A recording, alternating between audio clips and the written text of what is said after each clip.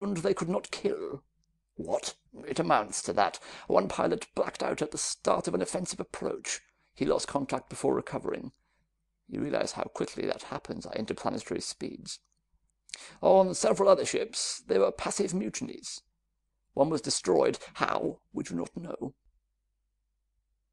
Why don't you get some men in your Department of Security? Sneered Brecken. Barrett sighed. It was far from simple cowardice. The crews had fine records. We have been civilized too long. So long that the idea of deliberate killing unnerved them. As to the one ship that did make some motion to attack, it may have been destroyed by the cruiser's offenses, or even by sabotage. Somebody may quite possibly have found the mission too repulsive to face with complete sanity. He was interrupted by a uniformed man who slid the door open and gestured significantly. Varret paused. He nodded, and the newcomer retired. I have only a few minutes, said the old man, facing them again. To be brief, this patrol vessel is armed with the best we have in guided atomic missiles and sensitive detection devices. Technical manuals are supplied for everything we could think of, though I doubt you will need them. We have brought you to within a few hundred miles of them. In a few minutes, my men and I will transfer to an escort ship. We will slip in behind Deimos, not too far away, and pick you up afterward, to land you on Mars. Any questions? Yes, said Phillips. What? Why should we do anything at all? Varret's lips tightened. A guard shrugged contemptuously. I was told to expect that attitude, the old man admitted. I suppose it is part of the character we now think is needed for such an expedition. You could hardly expect cooperation, Phillips pointed out. Laws against any kind of homicide are all well enough, but I for one don't see why I should draw the same sentence as a murderer. I had to protect myself or die, probably through having that crazy fool blow up my rocket room. You'll make a cold landing on Sol before you get any help from me, Brecken added defiantly. The girl said nothing, but Truesdale muttered darkly. Please, said Varret. I have no time to argue about our social and legal codes. The Council foresaw that the threat of being yourself subject to this plague might not be enough.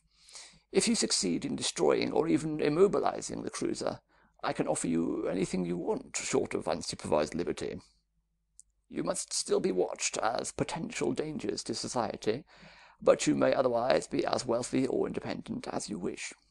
He motioned to the guards, who had begun to fidget impatiently. Wordlessly, they left the compartment. You can settle your relations among yourselves, said Varret. We chose Bailey partly because she has piloted rockets privately, and Phillips because he was a space engineer. Perhaps Brecken could handle the torpedoes. I do not know. He rubbed his chin uneasily.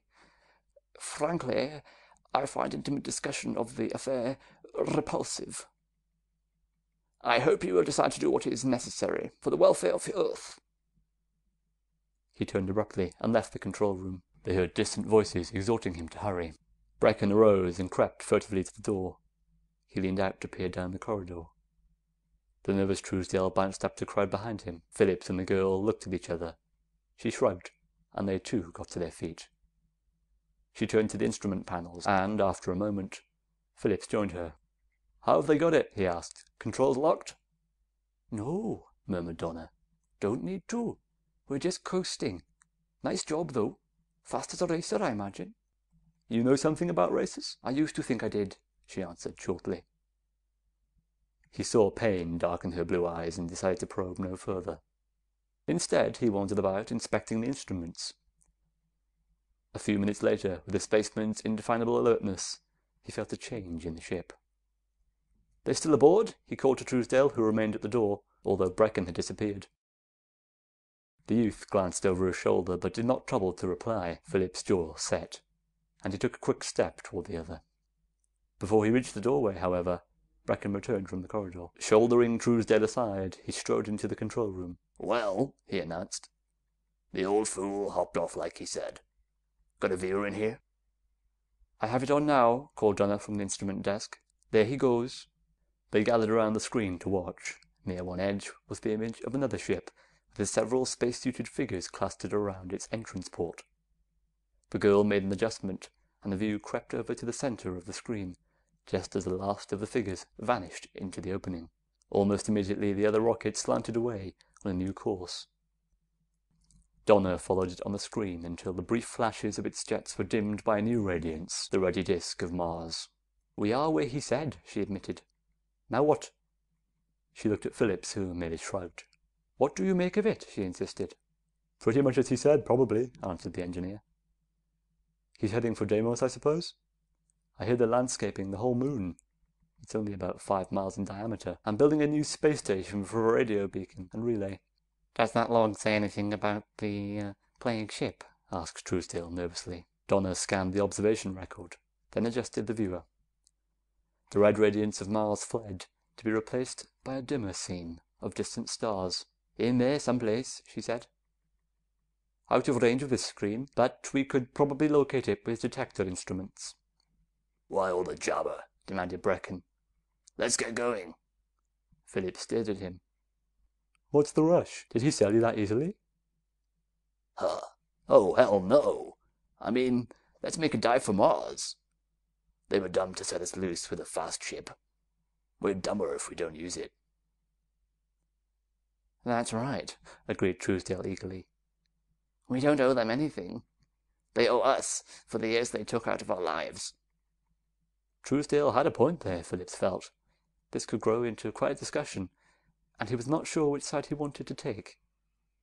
He had no great urge to become a hero, but on the other hand, there was something about Brecken that aroused a certain obstinacy in him. "Wait a minute," Donna protested. "What do you think you're going to do?" "Slip into a curve for Mars," said Brecken. "Slow down enough to take to chutes. Let this can smack up in the desert somewhere. They'll never know if we got out, and we'll be on our own."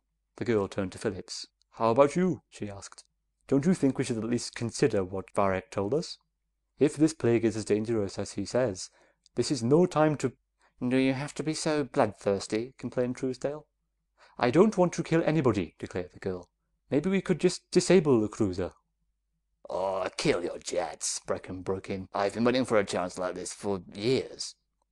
Don't get any ideas." "But listen," pleaded Donna. "It's a terrible thing, but if we don't do it, we won't be safe on Mars ourselves. They'll land and set an epidemic loose." "I'll take my chances with it," Brecken said. "You're supposed to know something about piloting. Now, get us on the curve for Mars, and be snappy about it." Donna turned desperately to Phillips. "Why not look over the ship?" the engineer suggested. "Before we blast off on half our jets. We can make up our minds when we see what we have for fuel and weapons." Brecken opened his mouth to object, but was smitten by an unpleasant thought. "Suppose they didn't leave us enough fuel to make Mars?" "We can find out soon enough," said Phillips, leading the way to the door. They trooped down the corridor on his heels, past the few closet-like compartments set aside for living quarters. It was a single-deck ship, with storage compartments above and below for fuel, oxygen, and other necessities. The corridor was liberally supplied with handrails, apparently in case of failure of the artificial gravity system. About halfway to the end, another passage crossed the fore and aft one, and a few steps farther was a ladder. This extended up and down a vertical well, which, in space, amounted to a second cross-corridor. Phillips was right when he guessed that the door beyond opened into the rocket room. The others were bored by the power plant of the ship. The engineer, however, could not repress a thrill at once more standing by the gauges, valves, and pumps with which he had formerly lived. He strode about, examining and comprehending such appliances as seemed new since his last service in space. "How about it?" demanded Brecken.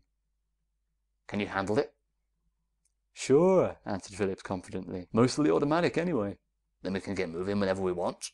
"I suppose so. The tanks are nearly full. Let's find those space torpedoes the old man mentioned." "Maybe it won't hurt to that," grumbled Brecken. He led the way out, but paused indecisively. Phillips stepped past him and considered the cross passages near the midpoint of the corridor. Those in the plane of the control room deck probably led to port and starboard airlocks, he reasoned, so the others might lead to the torpedo turrets. He went to the vertical well and started up the ladder, hearing the others following. At the top, he was confronted by a hatch with a red "Danger" sign. Glancing about, he located the gauges that reported the air pressure beyond. Normal. "Make a little room," he said, looking down to Brecken. The big, ruddy